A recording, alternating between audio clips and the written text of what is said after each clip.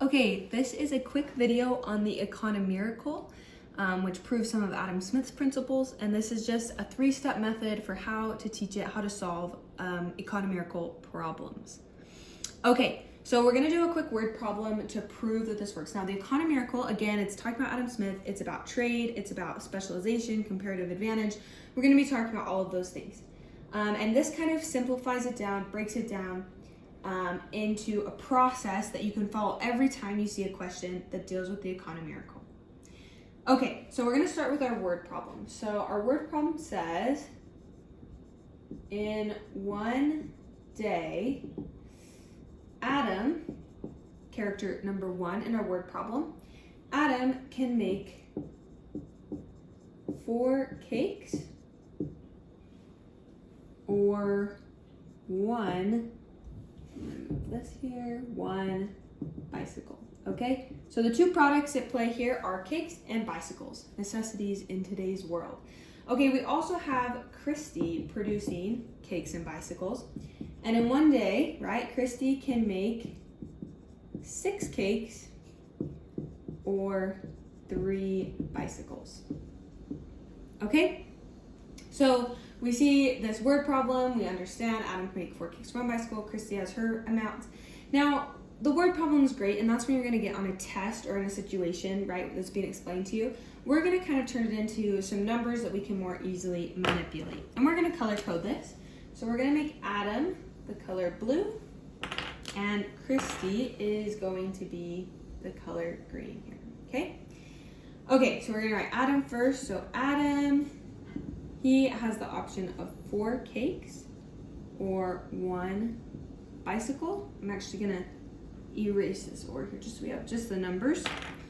And then we're gonna leave a little bit of space, and then we're gonna write Christy, and she can choose 6 cakes or 3 bicycles. Again, I'm just gonna reiterate that in one day, they can choose to either make cakes or bicycles, and if they, depending on what they choose, this is their production output level. Okay, so now we can get into the 3 steps that I talked about earlier. So step number one is going to be to determine the opportunity cost. And you're going to determine both of their opportunity costs individually. So we're not talking about comparing in any way the 2 of them right now, right? We're just determining their opportunity cost. Now, how do we do this? We're going to create some ratios here. It's going to be really exciting. Basically, the opportunity cost, right, just a quick refresher, is what you're giving up in order to make the thing you choose to make. Hopefully that made sense. Okay, so for example, if Adam chooses to make 1 cake, he's giving up a certain amount of bicycle, right? Because in that time it took him to make 1 cake, he could be making, in this case, a 1/4 of a bicycle. Now, where did that number come from? Well, in order to get down to 1 cake, we divide 4 cakes by 4, and we have to do that to both sides, right? We could put an equal sign here. It's the same amount of time. This time is equal here. So we're gonna divide both sides by 4, and we're gonna get 1 on this side and 1/4 on that side. We're gonna do the same thing for bicycles. In order to make 1 bicycle, this one's easy because it's already at a 1 here, 1 bicycle. We could be making 4 cakes. We have to give up 4 cakes. Adam has to give up 4 cakes. Okay, so then Christy, we have right here. We're gonna do the exact same thing. So in order for Christy to make 1 cake, we're gonna divide both sides by 6. She has to give up 1/2 of a bicycle. And in order for her to make 1 bicycle, she would give up 2 cakes. This is their opportunity cost. Their opportunity cost equations going on here. Okay, so we've done step 1. We've determined the opportunity cost. Now we do step 2. Step 2 is going to be to follow the law of comparative advantage. Now, the law of comparative advantage,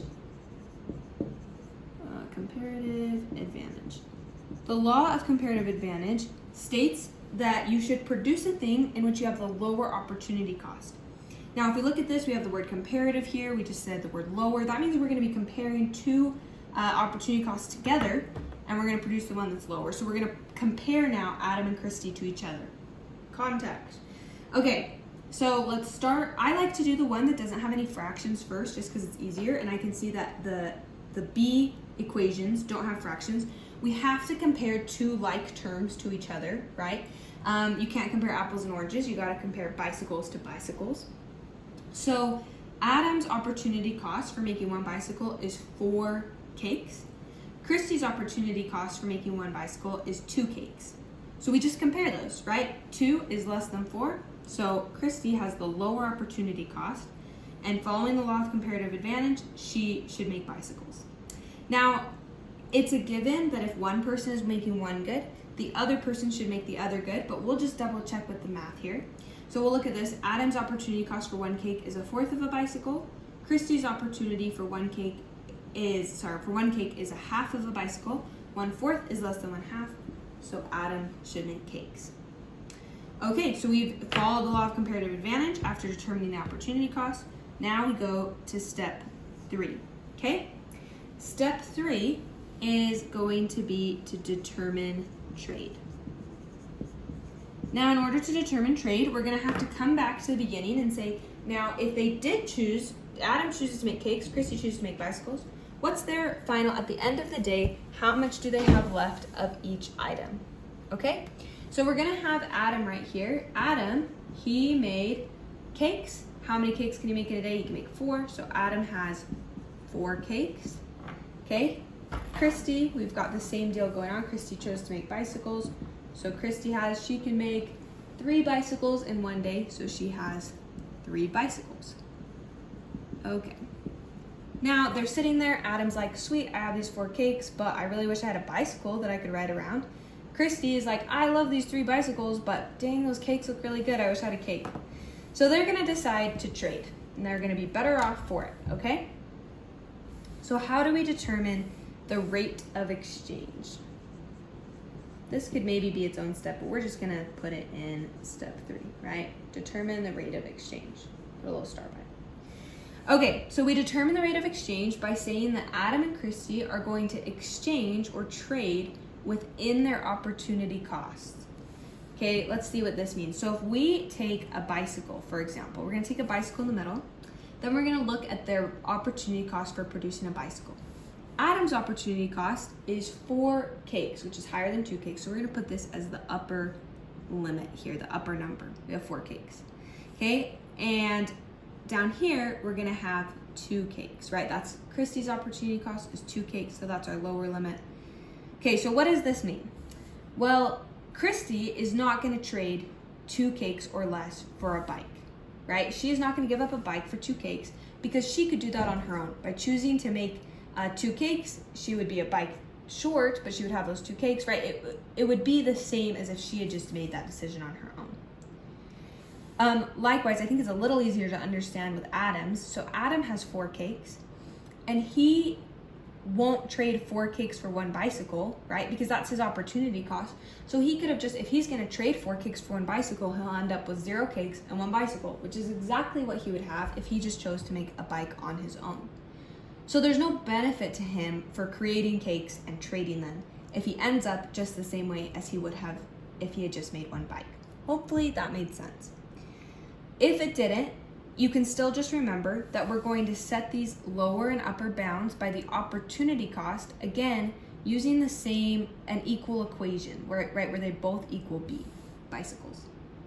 Okay, now what is this actually saying? What this is saying is that the rate of exchange for a bicycle is going to be between 2 cakes and 4 cakes. We're going to choose the number 3 because that's an easy number between 2 and 4. We're going to say the rate of exchange is 3 cakes for 1 bicycle. Okay, so now we're at the end of the day.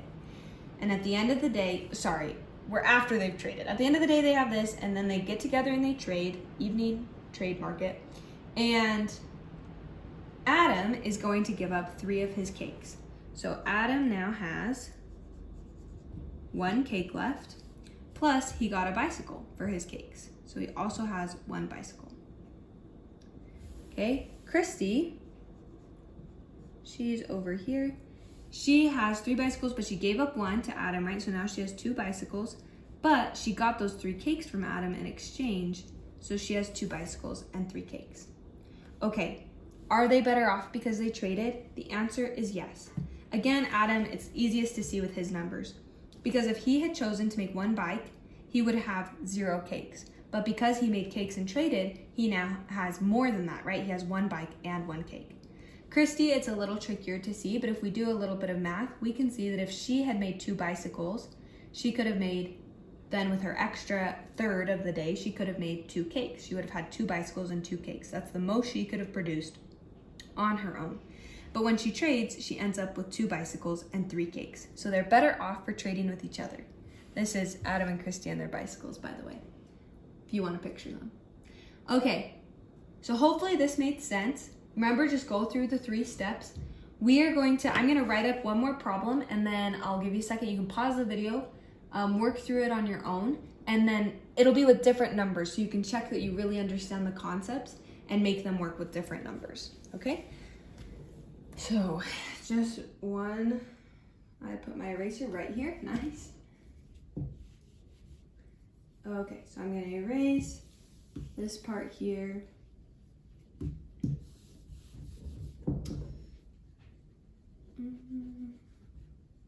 That says opportunity cost still. Maybe I'll go back and fix that a little bit. And we'll just fill in the new numbers with our steps. Okay, so we have, in this scenario, we've got Russell and Wendy. I'm losing my black marker here. Russell, and I'm just gonna put this in word form. I hope that's okay with everybody. Sorry, my markers are just drying out. Okay, so we've got Russell, sorry, I'm not gonna put it in word form, I'm gonna put it in like the number form. So Russell can make 3 shirts, or he can make 9 pants. And then we've got Wendy, and Wendy can make 4 shirts or 8 pants in one day. So we've got a similar setup, different products, different numbers. Let's see if we can still make this work, okay? So we'll do, actually I'll give you a second. You can pause the video here. I'll just fix this opportunity. See if you can solve where they're going to trade, and then hit play when you get there, and we can check together. Okay, so we're gonna make Russell blue. We're gonna make Wendy green. We're gonna do our first step, which is to determine the opportunity cost. So we're gonna say Russell, for him to make 1 shirt, I'm just gonna go ahead and leave this 1 shirt. We're gonna divide both sides by 3 here to get it down to 1, by 3 here to make this 3 pants.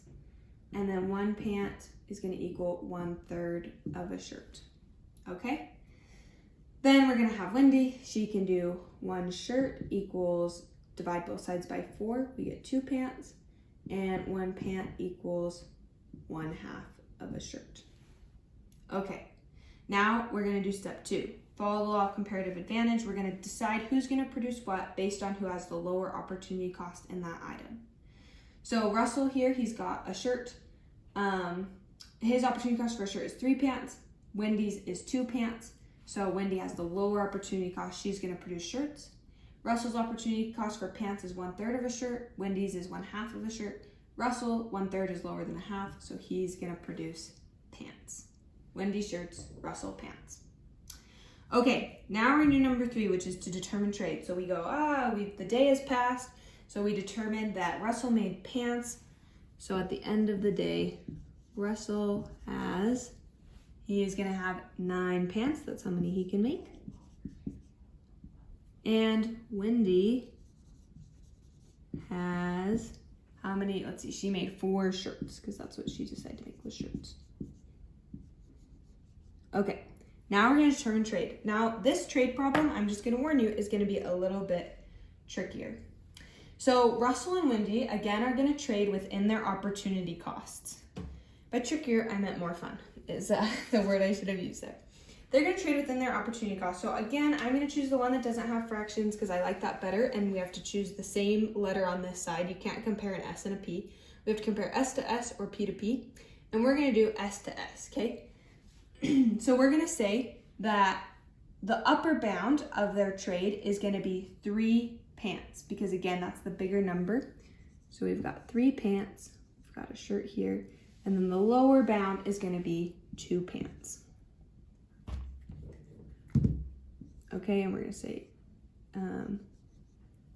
right, Wendy is not going to be willing to trade one of her shirts for 2 pants or less because she could produce that on her own.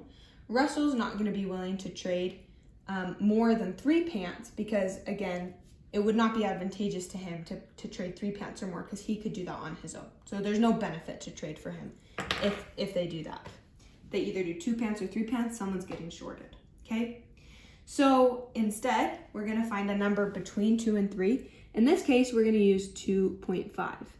2.5 pants for 1 shirt. That's 1.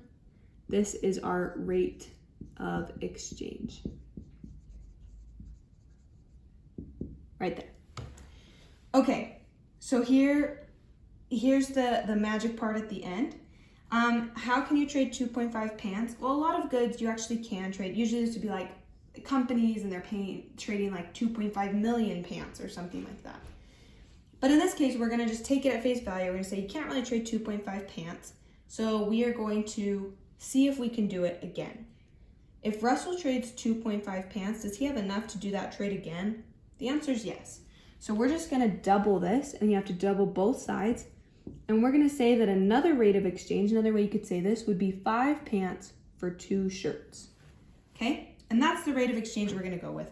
You could do it technically one more time and say 7.5 pants for 3 shirts.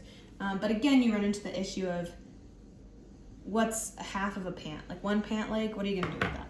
Pretty much nothing. Okay, so at the end of the trading session that they have, Russell is going to, let's see what he does. He gives away 5 pants, so he has 4 pants now, and he gets 2 shirts. And Wendy, we'll use Wendy's color for her. Wendy has, she is gonna get 5 pants, score. Now she has something to wear with her awesome shirts, and she has 2 shirts because she gave 2 to Russell. Are they both better off? I'll just tell you right now, the answer is yes. We can see that if Russell had made 2 shirts, he would have only been able to make 3 pants, and here he has 4 pants and 2 shirts, so that's better off, right? He's got an extra pair of pants because he traded. And Wendy, if she had made, let's see, if she had made 2 shirts, she would have only had 4 pants, and instead she has 5. So both parties are better off when they trade. The big lesson, again, that I hope you get from this is that you should always trade. When following the laws of comparative advantage, it's always in your best interest to trade. Even though in some cases, like if we remember back to the Christy and Adam scenario, Christy had the absolute advantage, right? She was better at everything. She could make 6 cakes to Adam's 3, and she could make 3 bicycles to Adam's 1. And so you could think, oh, like Christy should just strike it out on her own. She would be so good at making things. But remember, it was advantageous for both of them when they traded with each other. Okay, hopefully the Economiracle makes sense. Good luck.